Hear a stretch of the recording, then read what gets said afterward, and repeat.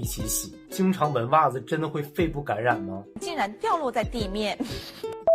如果你洗衣服的时候是袜子、内裤和外衣分开洗的，请在公屏上打1；如果你是全部混合到一起洗的，请在公屏上打2。大家一定遇到过这2种情况：大学的时候不敢用公共的洗衣机，因为那个洗衣机里边有人连鞋子都在公共洗衣机里边洗；袜子、内裤不敢一起洗，怕细菌交叉感染，但是又懒又不知道怎么办。其实，在正常情况下，洗衣机洗干净的衣服是足够干净的，在洗衣液和衣物消毒液的作用下，一般就已经足够让衣物当中的病原体丧失感染能力了。所以，只要你洗衣服，不管你怎么洗，其实你都有必要日常备一瓶衣物消毒液，尤其是现在更注意消毒的这个期间。这样的话，其实你更安心也更安全。我们可以看一下各国的这类消毒液的代表。第一个是德国的 Domo， 英国的滴露，中国的威露士。看到这儿，应该有人问，那威露士不是国外的牌子吗？威露士其实是土生土长的广州国货。虽然我也不太明白为什么一个国货整个包装上没有一个中文。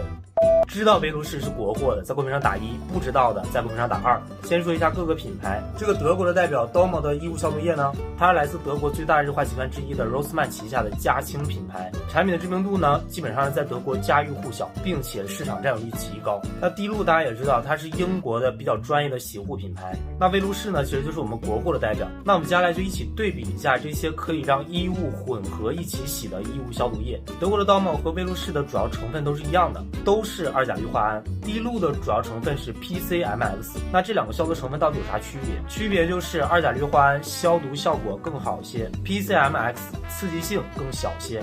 那关于味道呢，德国的 Domo 是最好闻的，滴露的香味最大，然后威露士仅次于滴露。所以对于喜欢衣服上留有那种淡淡的那种香味的，而不是消毒水香味的，建议首选的 Domo。那接下来其实就是刺激性。由于 Domo 添加了特殊技术，所以就算它用的是2甲氯化铵，但是它却是3者里边刺激性最小的，就算有婴儿的衣物也可以用 Domo 这款衣物消毒液。刺激性排名是 Domo 最小，滴露排第2，威露士刺激性最大。在我们用这些衣物消毒液的时候，其实有个小技巧，就是衣物消毒液其实它还有一点点的去污效果，所以是可以减少我们洗衣液的用量的。所以如果你是肌肤敏感人群，仅建议用 Domo 的衣物消毒液。那如果你是在学校想用那种公共洗衣机，威露士排第1， Domo 排第2，滴露排第3。那如果你是在家用的自用洗衣机想混合洗衣服的话，那首选还是 Domo， 因为它的消毒能力和使用感、气味感是非常平衡的，不会让人觉得你身上有一股很难闻的消毒水的味儿。并且呢，在这个期间真心建议大家注意自己的消毒工作。那最后总结一下，